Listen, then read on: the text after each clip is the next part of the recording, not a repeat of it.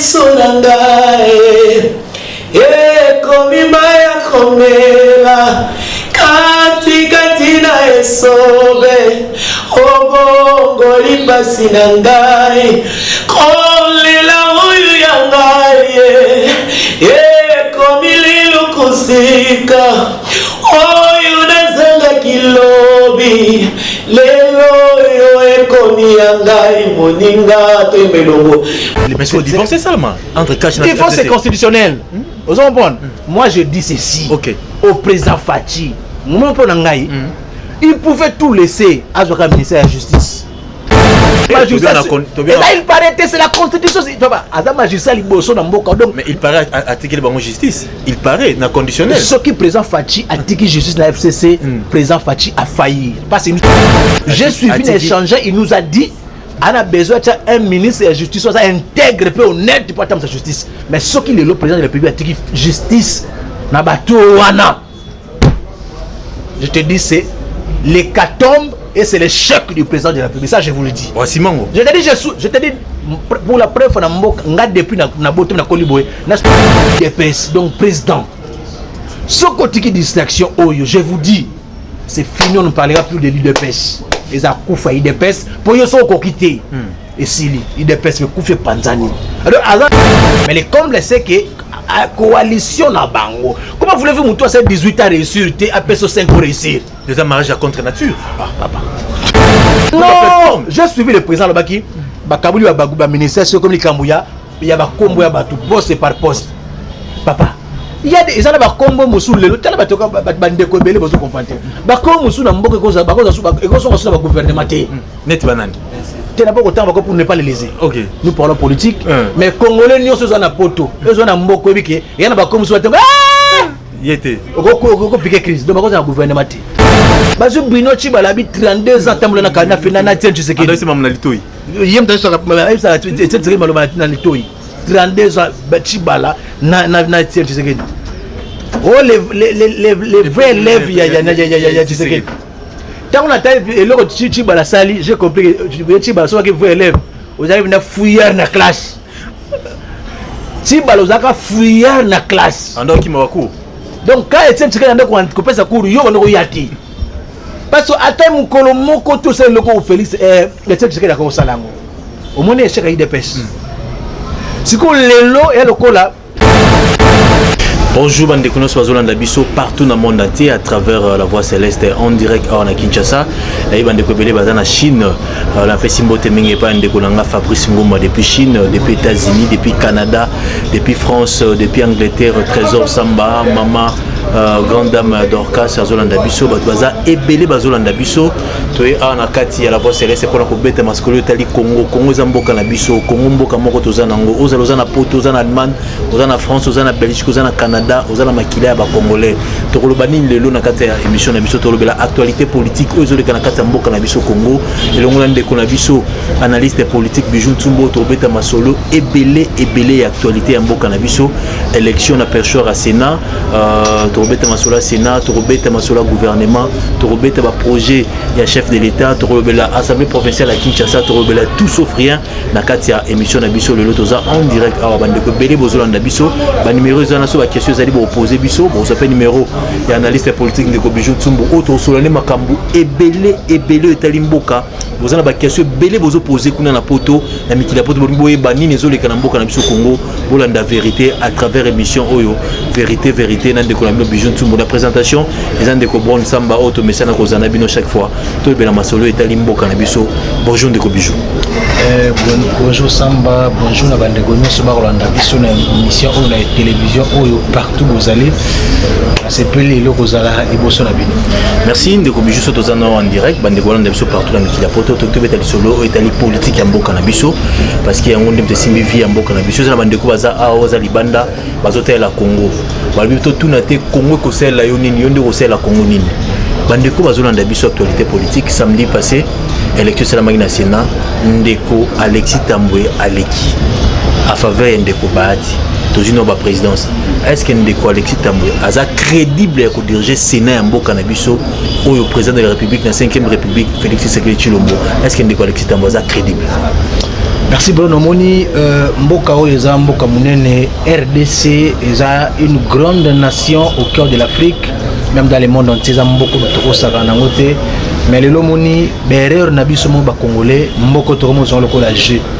Bereur na biso ba congolais pona lokoso, pona mpinzala, pona nini to ko saka na mboka oyo. Moni élection ça na Sénat.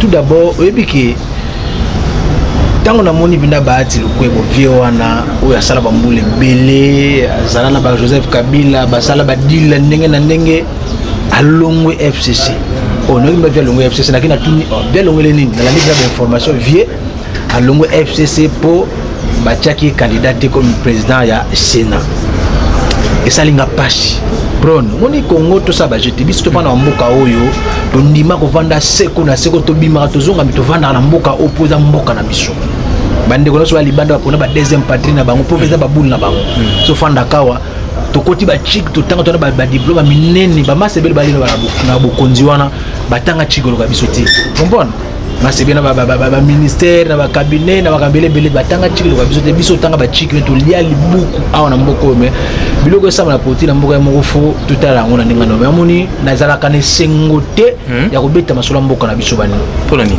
parce que aventure écoute na politique mboka la plus ni aventure écoute mais yozo mona baati lukwebo muto ya vine mobimba Congo pesi nyonso ko ozwa plusieurs fois ministre plusieurs fois oza azaine ba solution mandataire baati lukwebo wana mukolo nini politicien congolais akolongwa na FCC to na cash to la mukaba ba non na yaki na besoin na yaka na politique peuple congolais banda kolia banda kotambola malamu mais moni ba esalamite ngana longwe na plateforme da wana kala pai ba politicien banga ba zoba peuple congolais de balongwa pour l'intérêt na bango personnel mais oui mais bati lukoba longwe pour ba ko pesa ye ata la président ya Sénat ça be égoïsme na yende longoli na FCC intérêt peuple zona na kati wana je te dis bon non ba lelo peuple congolais faut boyeba partout dans le monde entier ba politicien congolais quand il parle du peuple le blabinoté peuple bon ba le blaza ba na bango ba makangu na bango ba to baza na entourage na bango le peuple vote bango za bango te papa nazala kana ba parler du peuple na ba makambu sur les kaona tout ce que ces gens disent quand ils parlent du peuple c'est pas le peuple congolais dans l'ensemble ba le blakane ba vie na bango ba famille na bango ba entourage na bango de bâtir qui mascarade pour preuve ba tout ko pour égoïsme na ya longo FCC. Et peuple congolais, faites attention. Bina boka dazo mdatiki Joseph Kabila nda commissaire. J'ai vu Batubele ba comme tu vas soutenir oh non, je soutiens Bati Lukobo à longo FCC. Vous faites une grosse erreur. Bati Lukobo a géré avec Kabila pendant 17 ans. 18 ans. 18 ans presque. Bilan na bango zani le temps bilo tete soutenir Bati Lukobo à des faveurs il y a extrêmement. Encore témoin. Quelqu'un que le Congo a tout donné. Papa ngana na 3e des humanités na collège Alexis Mamba PDG au FIDA ba 90 ba 91 donc c'est déjà na ba fait donc Alexis Mamba déjà PDG au FIDA donc via Alexis Mamba Congo PC nyonso c'est riche mais il y a PC Congo ni Alexis Mamba n'a même pas une école primaire na Congo je te dis il n'a même pas une école na mboka na ko moni ba tata poni après ko so mbongo mboka ke ça ba université ba mais tellement ba il a même pas une école mais il a tout azunyo sur na mboka oyo ce sont pas des gens autoko zo ka ba repère ko ba référence nous sommes de la classe politique de la nouvelle classe politique ba vieux wana ils ont failli donc je te dis lelo élection et ça mène à Sénat pour moi et à peuple congolais c'est du loisir le peuple congolais ne va rien bénéficier de ce qui se passe. Tout Satan n'a rien à Sénat. Naïbisio que Satan est l'autre. Pour les Congolais, je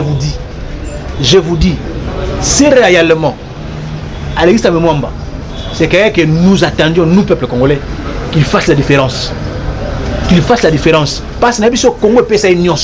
Alexis Mwamba, il a été dans la rébellion.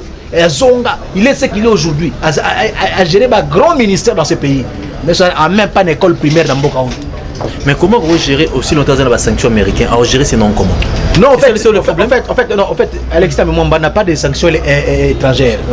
Alexis Mwamba pour la Belgique réclame Alexis Mwamba comme un des citoyens belges. Comprenez?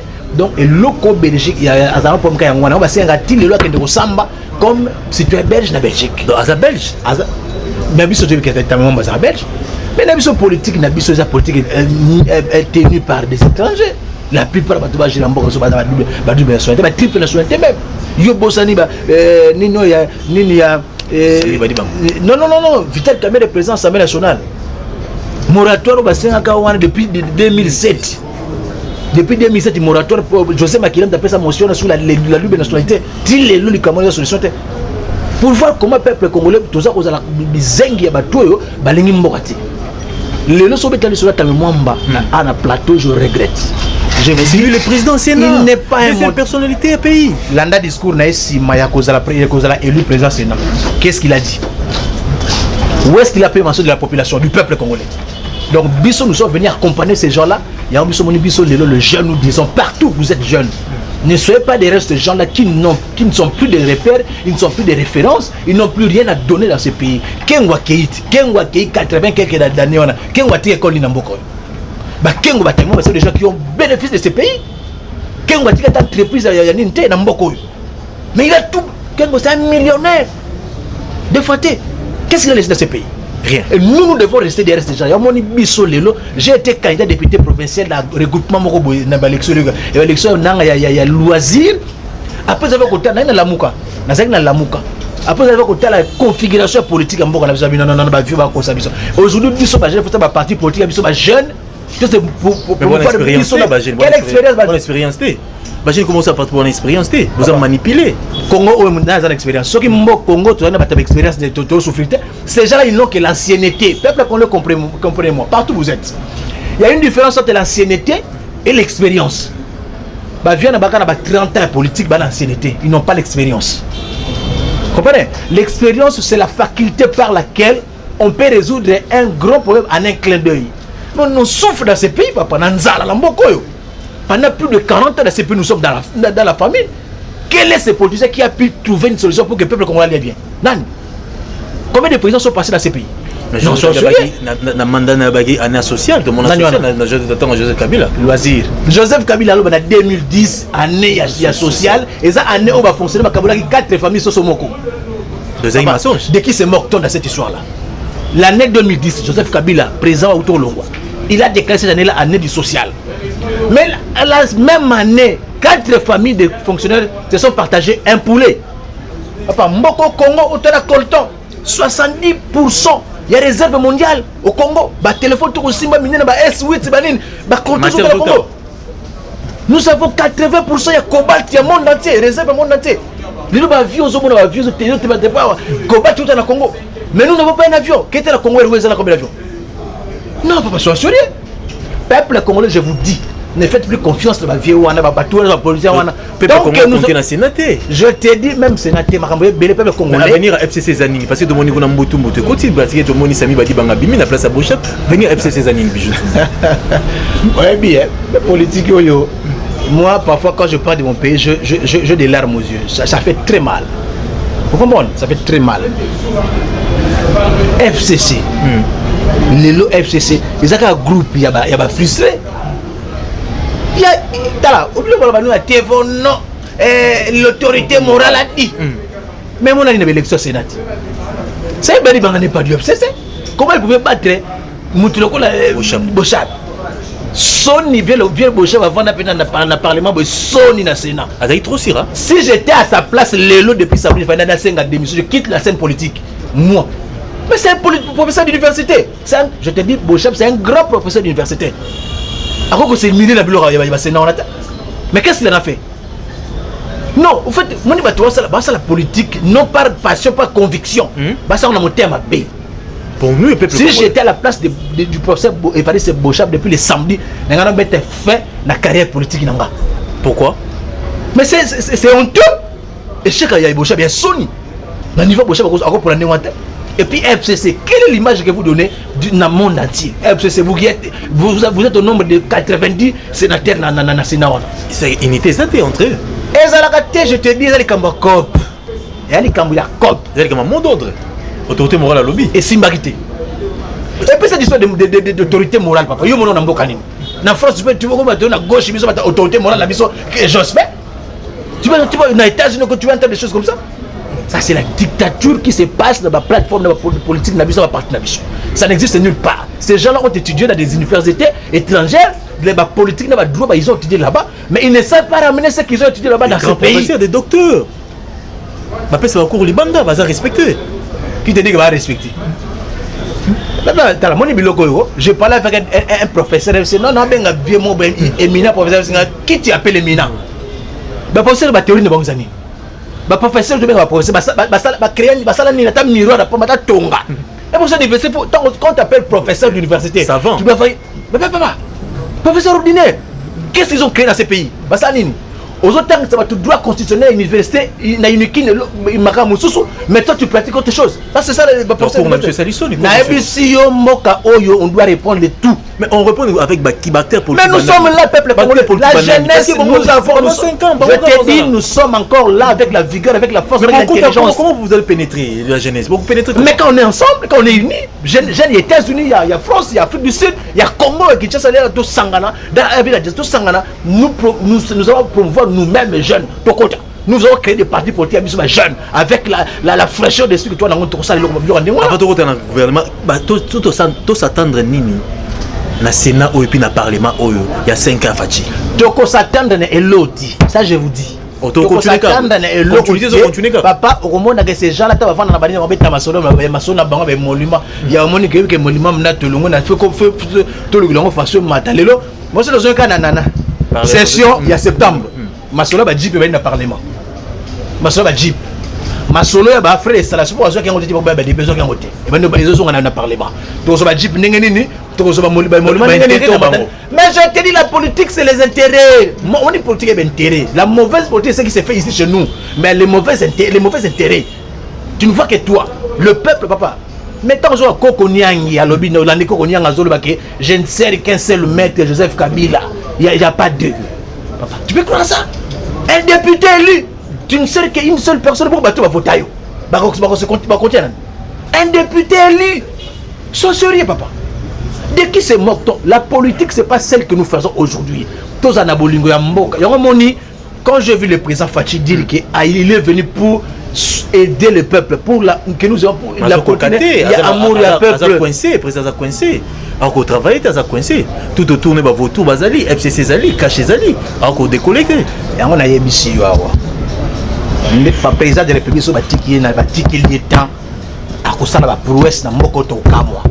Mais le comble c'est que la coalition na bango. Comment voulez-vous que toi 18 ans réussir et après 5 ans réussir? Déjà mariage à contre nature. Papa. Tu vois le maçon ningo. Yonga de faire notre salle ma cop na réussir té. Na mandat na pas ba belé. Tu vois que je dans l'ingo réussir. Et faut pas que dans le monde entier là où moteur mabere nyaka c'est aussi au Congo. Congo là qu'on dit Rwanda réussir mais ndeko na réussir té. On a vécu tout le temps le mboke belé tel mon kilia. Tout le temps de monite. Congo là zo ndeko le moninga a réussir. Asa le cop moi azwa. Vous croyez que je tout banane normal pendant que batteur c'est pas faire na batali que bango bakabeli le pot moi c'est selon le c'est mais c'est divorce seulement entre cash et divorce c'est constitutionnel. Vous comprenez? Moi je dis ceci. OK. Au président Fachi, mon pour ngai il pouvait tout laisser à son ministère de la justice. Papa, il est le commandant suprême des forces armées de la police. Il est le magistrat. Et là, il paraît que c'est la constitution. Papa, Adam magistrat, il bosse dans Mboka. Mais il paraît attaquer la justice. Il paraît, dans conditionnel. Ce qui présent Fachi a attaqué justice dans la FCC, président Fachi a failli. Parce qu'il nous a promis qu'il a besoin d'échanger, j'étais là présent. Parce que je suis de près les activités du chef de l'État dans Zalaka. Dans l'ombre dans Zalaka. Je suis venu échanger, il nous a dit on a besoin d'un ministre de la justice, ça intègre peu honnête pour attendre sa justice. Mais ce qui est le président de la République a dit justice, je te dis, c'est l'hécatombe et c'est l'échec du président de la République. Ça, je vous le dis. Je te dis, pour la preuve, depuis na botte na Koliboé, n'a soutenu un président, c'est Félix Tshisekedi. C'est le seul président qui n'a pas soutenu. Mais ce qui a dit justice, c'est Pessi Batou Moussou. les échecs. Merci, Tozo continue vos Biso partout, Tozo des Kobijon, Tozo analysé par rapport à l'analyse politique en Bokanabiso, par rapport à l'élection Salamagi samedi, on a perçu le président Alexis Tamboué, vice-président Sami Badibanga, ancien premier ministre, toujours belge, Tozo Betama Solo, Ndengimbo Monsieur Zako évolué, parce que pas si peuple congolais, Azomon n'a pas si peuple congolais a souffrir. Lui, on déclare Bozana Poto, Bozana États-Unis, Bozana Canada, Bozana Chine, la Pessimbo Teming, mon ami personnel Faber Ngoma depuis Chine, pourquoi pas mère d'Orcas, grande dame à Londres. Zolanda Biso, papa Nono, Zolanda Biso, Belé Bazana Poto, Zolanda Biso, maman Annie Lopoto, Belé Bazolanda Biso, en direct à Nandeko Bijotumbu. Mais 7 mois depuis président Fachi a du pouvoir sans gouvernement. Qu'est-ce qui bloque pour le gouvernement et la République Bima? Est-ce que Bazo quand on dit les Osimbaté, coalition Osimbaté, qu'est-ce qu'il faut faire? Qu'on partage le ministère Osimbaté, qu'est-ce qu'il faut faire pour le gouvernement? 7 mois le peuple congolais a souffert toujours. C'est là aussi j'ai très mal. J'ai très mal de Konanga Bron Congo yo na habité Nzambe. Au moins so na basali na Nzambe so na mboka oyo. Je suis na basali na Nzambe so na mboka oyo. Congo trop za neto beauté. Parce que basali na Nzambe ba koti jalelo na musana bango, ba koti si ba mankio na ba koti si ba makama lukuta. Ba me komona ta mboka nizo kendete prophète des nations mona ni na mboka oyo. Prochainement, on va parler de ces histoires. Prophète des nations, un pays qui souffre, prophète des nations, mon côté à l'obak, non, na moi, tel, bien. Comment voulez-vous les lots comme 7 mois sans gouvernement? Parce que nous avons battu Bazako solo là. Bazako où est la poste ministérielle? Cash na FCC. Ah. Donc cash, Bazolo ministère na bango. Et puis le ministère na bango. Si le peuple congolais le ministère neza wapi. Le peuple azaki na masolo wana pointe boze biso ba peuple tout où est le ministère na biso. Donc pour dire que le ministère wana ces gens là ba do barande ka compte na batu na bango ba bango ba autorité morale na bango ba chef ba ni na bango FCC na autorité morale na bango pe cash na président na bango ya cash. Donc peuple, je crains fort. Je crains fort. Moi je te dis depuis na botami lelo boy na soutenu Mobutu te na soutenu Kasavu na mona Kasavu te le reste, mais quand Fachi le président Fachi est arrivé, je me t'ai dit, et puis ça je te dis la vérité, bah nous sommes côté Kabi que non lelo espoir à congolais zongi na mboka depuis président Fachi aye, mais na mambozo espoir exact. Mais je te dis na monité place ni peuple congolais azalaki pour le ministère peuple congolais tala batu azo la ministère de la défense. Mais le ministère social, depuis des années, le peuple congolais a été social, le peuple congolais. Personne n'en parle. C'est le président des petits ministères. EPSP, enseignement. Aujourd'hui, notre enseignement est au bas de l'échelle. Un enfant qui décoche au diplôme d'État, tu lui parles en français, il ne sait même pas. Papa, même pas une phrase française. Mais 70%, 80%. C'est le pourcentage on a habité. Na maker mwango garçon museme na yebité penda na yebité pêcher les vaches ba ngote pêcher les vaches ni les akuna ko nini aka zo mandobo ba oyate ministère ce sont des ministères au biso to peuple to pour ça fallait mettre ça biso peuple to ke na biso tu veux pêcher les vaches tu veux le ministère social et PSP biso peuple to bani to chapa biso. Je te dis président Fachi biloko so bosala malamu te biso peuple 5 et 6 le président Fachi na be lobby so loko moko ce qui aurait réussi IDPS Koufi babi déjà Koufa ce qui aurait moni IDPS attends IDPS c'est le parti qu'on respecte de banati le IDPS na gérer mboka te 36 ans à gérer tozwa sani badi banga bien IDPS ake kuna premier ministre Jalelo foi eza badi banga tika batu o matento fele batu bacha zemi belé matente mo wanati bazu bino chibala bi 32 ans tambola na kana fena na tiens tu sais que c'est maman na litoi yem ta so ça c'est maloma na litoi 32 ans chibala na tiens tu sais que oh les vrais élèves ya tu sais que tant on a et le chibala sali j'ai compris que chibala so que vrai élève vous arrivez na fouillard na classe chibala zaka fouillard na classe ando ki mawako.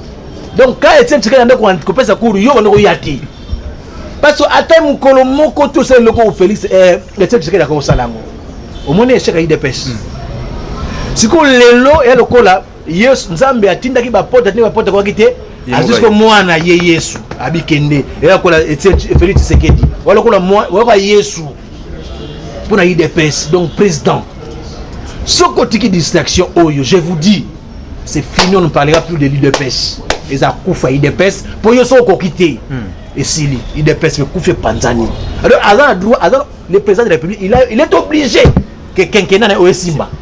Mais Simba, comment va quoi jamais belé bijou? Mon président, hein? C'est la première photo mon président assemblée à l'église, tout le monde à l'église et puis l'église chrétienne ou la chrétien. Pardon. Autant ça m'a quoi biso. Et c'est à quelque part moi film au pembeni. Un musée sur Aresa Mouké. Musée tchaka film. Les autres tika, les autres fans na taxi bis boy. Maman chema kolobe botani boy na ba kombi. Na musée tchaka film sans film na libumu. Les autres temps comment temps la siwa na sima na taxi mutu moko liboso. Président Félix Tshisekedi. Ce qu'on a dit na kibonzambe mboko yo batu bakoti ba loge bakoti bonganga bakoti ba belebele. Yo teka ndenge wana président ce que jouer biso autorité okima wapi. Et puis yeba kisili. Ce que jouer.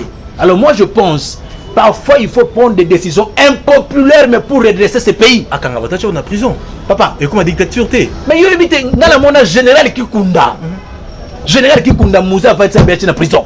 Assemblée na public na RTNC na OZT sur RTNC. Général qui kunda ba konze belé. Moussa va être ba on appelle amatabu samboka. Ce qui a makam toboy na biso obaki na biso okosala chasse à la société.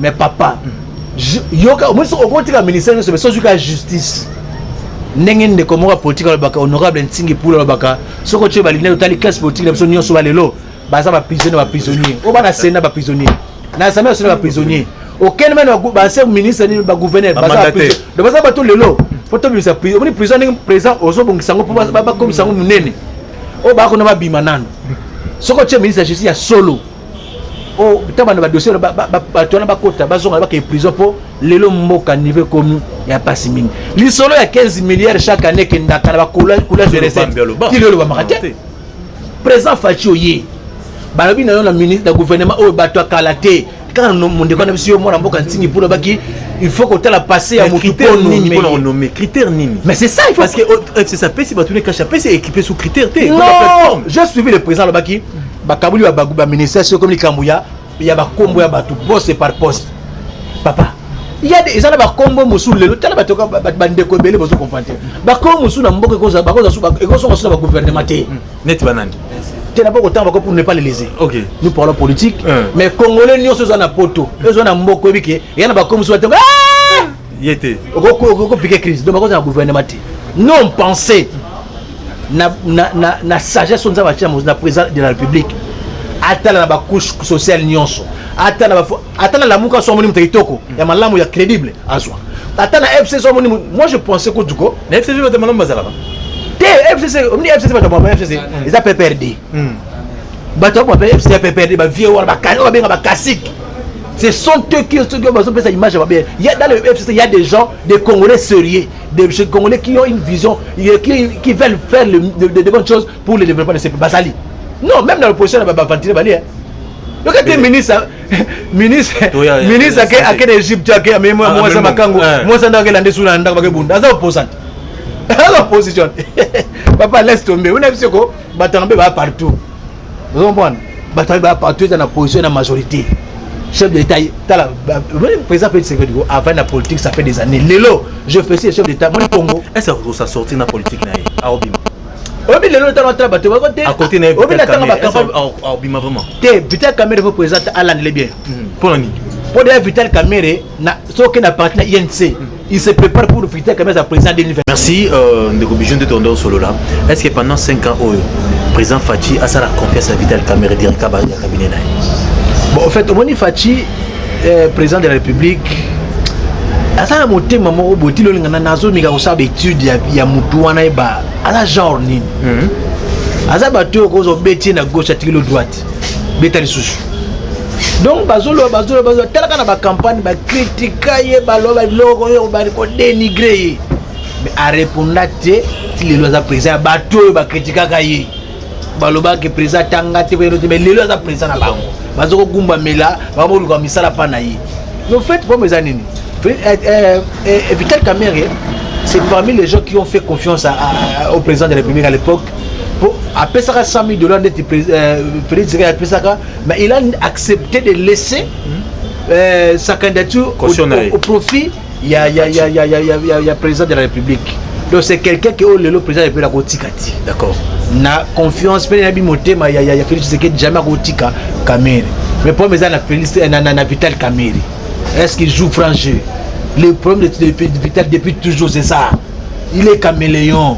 À changer à tout moment. Pour le nom, le lot. Sauf qu'il y a UNC. UNC se prépare déjà pour la candidature de Vital Kamere en 2023. C'est vrai. Mais je te dis qu'il y a comme on a mis les autres, ça passe même à la télé. Parce que c'est pour la Vital Kamere en 2023. Peut-être dire là-bas, c'est bon ou ils ont maintenant ils ont dit l'on est ça ma bongo té. Son bon. D'accord, on a payé banité. Papa, tant partout Félix Tshisekedi est président à Vital Kamere à Zawana. Keba biloko tomona yobi lisolo lumumba na Mobutu. Partout que Lumumba lagi Mobutu aïga kengedila. Kengedila. Moi je pense que le chef de l'État est obligé il y a que là bas service pénal solo pour la réalité des oleka même autour naïe. Il y a quelques jours le chef de l'État a tenu une réunion dans cabinet naïe. A gangeli bato cabinet pour nini? Le trafic d'influence comme trop.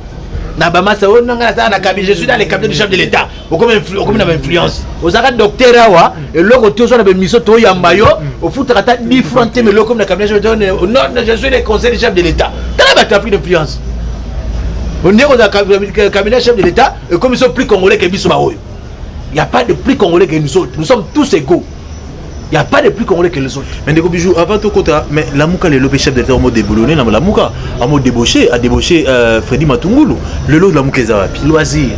Naebisaka yo bron, naebisaka yo na ba mission na yo ke la Mouka ko sala l'ont fêté. La Mouka eza bato naebiso lelo, Matungulu lobaki yango, Mbusa na Mbusa lobaki yango. La Genève, c'était la trahison contre l'État, la nation. Genève. C'est Félix Tshisekedi qui était candidat à Batunios en Genève. Mais les autres membres de la Mouka na moni que sont qui Félix Tshisekedi to biso chez Maboko et ko simbate. To lukato créer candidat na biso mo Martin Fayulu qui ne faisait pas le poids. Faut qu'on se le dise. Moi les loba to boni to ba vérité ti. Bato poto belé bozana ba Genève bo masonenge zalaki. Bato bato yebi. Martin Fayulu ne faisait ngana okena ida de peste en permanence. Martin Fayulu venait de temps à Luka Félix à cause de la fin libana ba mbaye pas Félix faisait ya rassemblement. Non, il est bien goûté. Il ne faisait pas le poids. Il ne va pas Félix Tshisekedi. Mais va fabriquer il y a au moins le lombo à Sumboa. Il y a un c'est à cause de la réunion bazar Bumbashi na bato afingé Moïse Katumbi na Kinshasa wa bakelu Bumbashi politique ya nzala ya pasi. Pour Moïse Katumbi na $5,000 ba $3,000 ngana okende moi biloko wana bon je préfère marcher à pied à Kinshasa ici na liaka lipa na nguba kena que ça politique. Moi j'ai étudié pour mon frère j'ai na mboka on attend unikin mon diplôme je préfère na garder ma langa que na kota ba salle besoin de ça politique au comme les autres députés pour bonner ko finga non peuple congolais faut comprendre plus jamais toi élire batoyo pour Afrique Kabila toi Afrique Tshisekedi toi élire les na parlement so kena baté belé to pona est-ce que la professeur national ba ça le côté pour le peuple. Ils ne s'étaient pas préparés. Mais il y a des professeurs des universités. Est-ce qu'il y a un professeur d'université au sein politique? En fait, il y a une démocratie en France, en Belgique, la politique ils ont permis à Moutounios. Mais un professeur d'université n'est pas le gouvernement. Le professeur d'université est quoi sommet. Moutounios est quoi spécialiste dans le domaine. Vous comprenez? Si vous êtes un professeur d'université, il y a un ministère qui a échoué. Ça signifie que personne d'autre n'a réussi sur le domaine. Il y a un moment où on a mis à Porto, les professeurs d'université ont fait des recherches, des enseignements, des politiques, le ministère du gouvernement. Le gouvernement, c'est pour les politiques. Mais on a mis le Koso, on a monté à Mabé, on a monté à Mabé, on a professeur qui a créé l'université de la politique. Et là, on a répété, ça a été je te dis, professeur, ça a été comprenez, nous faisons les sur place, et il nous enseigne notre tout à l'heure, si on a des témoins, il y a Jean-Pierre Bemba. Les professeurs de droit, des simples interprétations. Tout ça, avant l'élection, il faut savoir que la majorité présidentielle à Kalani, il faut interpréter l'article 70, 70. on attend mon 6e primaire sur atteindre yango à comprendre mais majorité pour l'instant sur ba kenda na ko pour interpréter le Coran tala na lubatu des professeurs d'université papa sont des gens qui nous ont enseigné mais je regrette que biloko ba pesa biso ba conseil langoté mais sont des gens biso peuple congolais to pesa ba valeur donc nous sommes grands politiciens ils ne sont pas de grands politiciens, ils sont des ménopausés politiques, ils ne peuvent plus rien donner dans ce pays sur le plan politique. Il ne faut même pas faire attention à ces gens-là, il ne faut même pas faire confiance à ces gens-là. La classe, la nouvelle classe politique, les jeunes, nous sommes là. Papa, on a déjà le thé, on a été pour nous avoir continué. On a été candidat député professeur, on a contacté jeté dans la Mouka, dans l'arc-en-ciel du Congo. Mais papa, on a vu mon élection, il n'y a pas. Mais Bijou, est-ce que le point de vue nous mettre par rapport à la démission du ministre de la Santé, par rapport à Ebola? Faut pas kangaye. Oli Lunga. A démission. Oli Lunga. Moi le gérer na makanaye. Oli Lunga. Moi na mboka sérieux. Oli Lunga faut pas kangaye. Pourquoi? Pourquoi ça le dit? A démissionné na. Papa mbongo boni ba lena na esa pour na Ebola na. Mbongo boni. Moi j'ai ma femme qui est médecin. Il y a ses collègues qui travaillent là-bas dans Ebola. Papa ça va 3000 par semaine boy. Ba $3000. Oh biso to zo ngoti na ko ça une année na 6 $1000 te. C'est quelqu'un il y a aussi le dit dans les pays sérieux on va kangaye. Il faut qu'un ministre agisse. Mais le chef d'État papa, il est le seul ministre qui n'a pas pu maîtriser l'Ebola depuis Banda. Toi la 10e phase il y a Ebola tous les ministres ont maîtrisé l'Ebola. Il est le seul ministre qui n'a pas pu maîtriser. Comme si on commet. Mais d'accord. Et puis la souka, président Monico sa cop, on va Oli Lunga bazana ba IDPS. Azana IDPS, azana médecin d'État il a fait privé Tshisekedi. Donc bon. Donc Félix Oli Lunga là bien. Bah yebani bien. Maintenant n'est sérieux. Oli Lunga faut c'est le dit bakangaye. Pendant que les gens meurent démissionner. Bah tu vas coup de toi tu n'es pas congolais. Bah l'ongoli yoté. Bah si tu vas mouyemba ça va preuve dans monde entier, na makamo tali ba recherche médicale. Yo lo obo et poche état c'est géré. Ah Félix Yamoni honorable Ntingi pour le baka qui président Petit Tshisekedi face à la qui président il est le commandant suprême des forces armées de la police. Il est le magistrat suprême. Il a mérité prison. Papa, moi na mboka mususu. Ndeka sekono audit audité. So ko ta sereng mo ko zangaki. Boloko.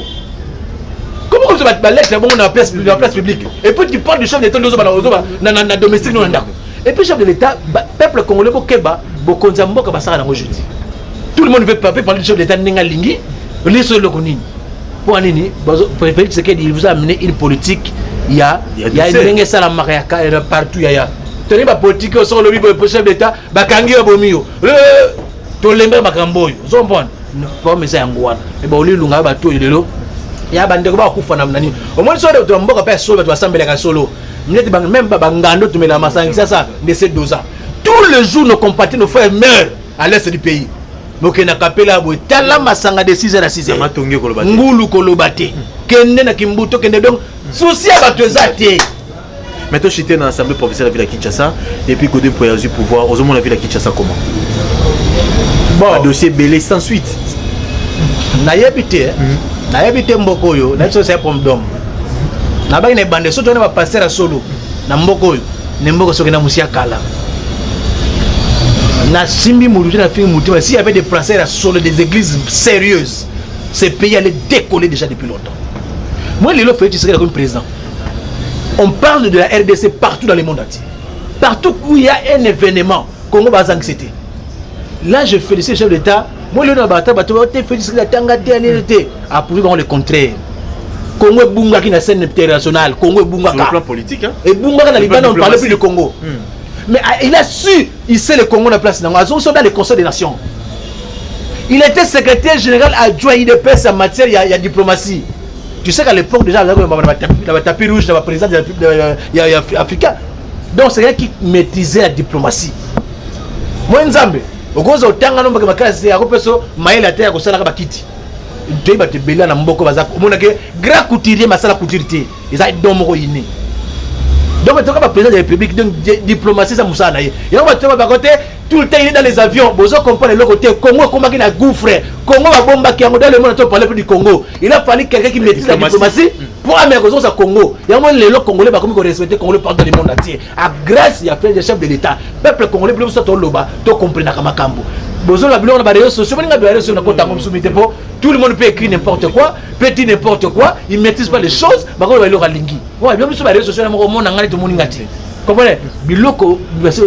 faut que le chef de l'État a chef de l'État, gouvernement le gouvernement oyo l'honorable Ntingi pour le président du pays c'est 3C commander contrôler et corriger so pesi musala et encore commander il faut contrôler yango deuxième C il faut corriger na suka so muta sali mabe faut corriger les prisons so ka mokonza mboka même biso na liri wana papa mboko oyo 5 ans au monde va investisseur ba notina ba selemba na makala na mboko ya tout dans ce pays papa mboka ni toko franza mboka nini peuple se retrouve mboka nini pourquoi nini peuple congolais a reliage shawarme comment nene éviter papa Gentil Kimbuta nani Gentil Kimbuta nani Gentil Kimbuta oh what Gentil Ngobila gouverner Gentil Gentil c'est l'autre oh Kimbuta qui propre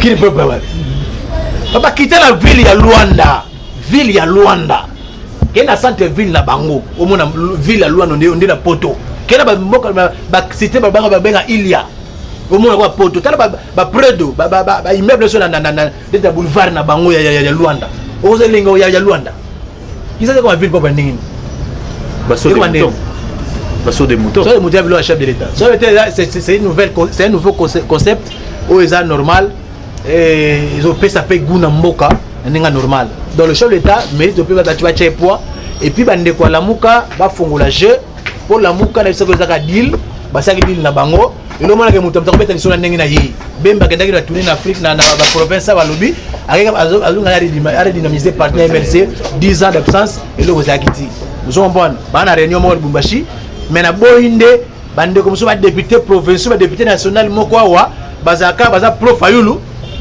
Kotumba Moïse Katumbi mais tant réunion hier boké pas Moïse Katumbi no ba $5,000 sincèrement de qui c'est moque dans ce pays regarde mission ko finga Katumbi ko finga batalamuka mais yo moko ndengo zawana vino ndengo zawana député provincial député national au vivre na batwana wa eloko te mutaba jalelo mais là au finga Moïse Katumbi muto apesa no ba avion ba jet botambola ba compagnie awa muto atambusa bino ba basala comme c'est Moïse Katumbi wana malgré il pas ça muta confiance pour asa muto il a géré ce pays até gouverneur katanga na Moïse asala eloti na biso katanga mbo betla trop Moïse asala eloko te je félicite na biété mais non la gouverneur moi comme au katanga Jacques Kabula je le connais pas mais je l'ai vu dans les médias c'est un monsieur sur la PC temps au katanga ko fongwama na moni ba activité on sala ba action on sala Jacques Kabula je le connais pas en tout cas na moni kana média mais c'est qu'il y a une vision pour le Okatanga ndeko bijou to comme na suka ba doit retenir ni message à l'élo parce que nous avons pour information actualité politique na katanga. Le Congo c'est un grand pays au cœur de l'Afrique,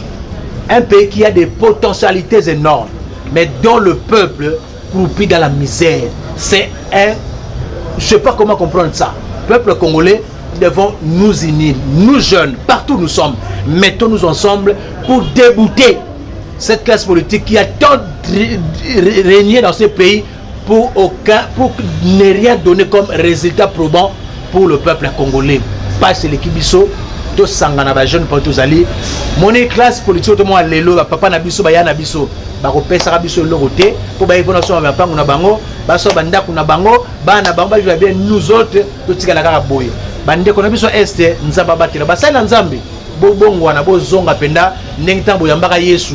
Au Congo, ils ont couvert pour bino pe basa nzambe so boza basa nzambe solo ba prophète de solo ne passe au monde rango chef de l'état sangana tala bato malam pa bazali so moni mutu malam partout azali eza na FCC eza na société civile eza na wapi ça yé pour Congo que liboso chef de l'état vous êtes le président de tout le monde cabinet chef de l'état ba rumeur les autres mebelé prochaine émission pour naza ko saba investigation ya mapangu ya biloko ba immeuble otonga kana 7 mois biso peuple de salaire té bino no tonga mapangu prochaine émission na koyana ba preuve pour atalisa ke bande ko belé bozawana na sepeka de chef de mo betaki mesa parce que bande ko be bozo ko trafic de influence dans ta cabinet parce que je et belé bozawana to lekino na mayeli et be boye to tanga na bino parce que je déjà eu na cabinet chef d'état ba yebinga bien on a étudié avec na unikin ils savent de qui de quoi nous sommes capables mais c'est aussi avantage aux la cabinet chef d'état honorer batunyoso Congo kotika na bomoko to aliboso pour mboka biso ke liboso numéro de téléphone boze belé numéro na biso ezali to ko bengana na za na 243 89 43 60 131 OK 89 43 60 131 un deuxième numéro ezali 243 90 34 61. Calmement. 893 243 90 34 61 893 comme disent les Belges. Voilà nos contacts sur Bolingito Solola. Merci na Nekonanga Alvin. Oui, WhatsApp c'est bon. WhatsApp c'est le numéro 89, voilà c'est ça le numéro WhatsApp. Merci Ndeko Bijou. Merci Ndeko Bijou na dans petit biso tout ça la analyse politique ya mboka na biso. To banana première partie par rapport à l'élection au Sénat. toke quand le gouvernement Kobima et puis de l'actualité dans Katamboka Nabiso, Assemblée nationale, Assemblée provinciale, c'est très important de projeter bientôt le blé marambo et belé talimbo Kanabiso, tous allez pour Nabino Sungabuno Bana Poto Bana monde entier, biso bajet photo la muka conscience zonga, c'est très important dans Katamboka Nabiso. Qu'on remercie Nalvin Béa. Le temps passe et ne s'arrête jamais. Alors réveille-toi mon ami. Et tout ce qui nous quitte chaque jour, laisse que cela nous serve de leçon. Car à chacun son jour, à chacun son tour. Peut-être demain sera ton tour. Alors réveille-toi et prépare ton âme. Car un jour, oh, oh, oh, hey, oh, oh, oh, oh. Hey. Le temps passe, le jour s'envole, s'en va si vite sans laisser de traces. Hey. Comment faire pour l'arrêter, car il nous amène vers le jour de départ. Yeah. Tout s'effort avant nous n'ont pu l'arrêter. Il s'en va sans arrêt, sans pitié, ni nous laisse le temps de faire nos bagages, que de tout mener. Le temps passe, le jour s'envole, s'en va si vite sans laisser de traces. Comment faire pour l'arrêter, car il nous amène vers le jour de départ. Tous ces forts avant nous n'ont pu l'arrêter. Il s'en va sans arrêt, sans pitié, ni nous laisse le temps de faire nos bagages et de tout amener. Il s'en va seul sans nous. Faut mieux perdre tout plutôt que de perdre son âme, À quoi bon tout gagner, mais sera que vanité. À quoi bon tout gagner, perdre son âme si l'on est censé de tout laisser. Mon inga, verser le sang de l'autre, demain sera le tour, tu seras seul comme dans un miroir. À quoi bon tout gagner, perdre son âme si l'on est censé de tout laisser. Mon inga, verser le sang de l'autre, demain sera le tour, tu seras seul comme dans un miroir. Où tu rendras compte devant le Seigneur toute ta vie sur terre. Après avoir tout gagné, l'on s'en va seul, sans rien amener. Faut mieux perdre tout plutôt que de perdre son âme. À quoi bon tout gagner, demain sera que vanité. Faut me perdre tout plutôt que de perdre son âme. Perdre son âme. À quoi bon tout gagner, demain sera que vanité. Moninga, tala tangwe koleka moninga, tala bato bako kende. Kosala lolendo na mokili okanisi mokili yango yayo, tala bato bakoleka. Tango ekomema ngai, tango ekomema, tango ekotika moto te. Bakulutu bayakala basi bakende moninga, tala tango ekomema. Papi Charles Mombaya si akenda kala. Otango eza komema. Ya Mari si akenda ye misa mungolo we. Tala tango ebemi ye o. Papa de baba si akenda kala. Tango eza koleka. Ale moloto we si akenda kala. Tango eza koleka. Ata mobutu sesese kokukungwendo wazabanga he. Asi akenda kala, tango eza koleka. Mzee Laurent Désiré Kabila kendakala tango eza koleka tango ekotika moto te tango ebangaka mokolo te liwa abangaka mokolo te abangaka peleki te abangaka moto mbongo te ayokaka mpe mobola mawa te liwa etango ayaka amemaka moto nyonso tango ekoleka ndengela bomoi na yo epai na Yawe tango ekomema ndengela bomoi na yo mokolo na yo ekoya okokende ndenge nini le temps passe ne s'arrête jamais le temps passe moninga tala tango ekomema moninga tala tango ekoleka moninga tala tango ekomema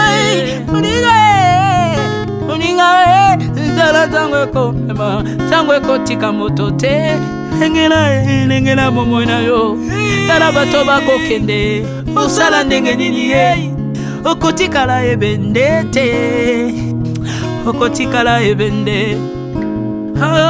Le temps passe, ne s'arrête jamais. Le temps passe, ne pardonne jamais. Le temps passe, ne s'arrête jamais. L'engela bomo moninga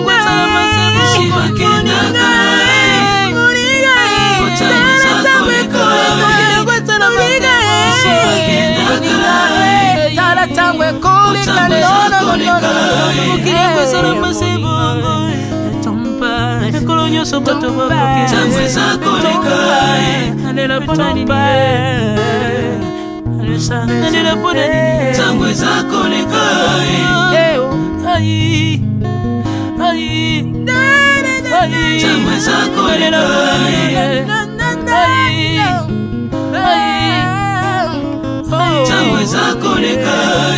le temps passe. Alvin et Béa tala tango ekoleka nabongisa bomonanga mpona nini bato bakokende biloko nyonso ekoleka nalelalela ntina nini natangisa makila na boma bato mpona nini soki nyonso ekoleka un jour nabanga kufa mpona nini soki naza putulu ya pamba mokolo ezali na koleka le temps passe.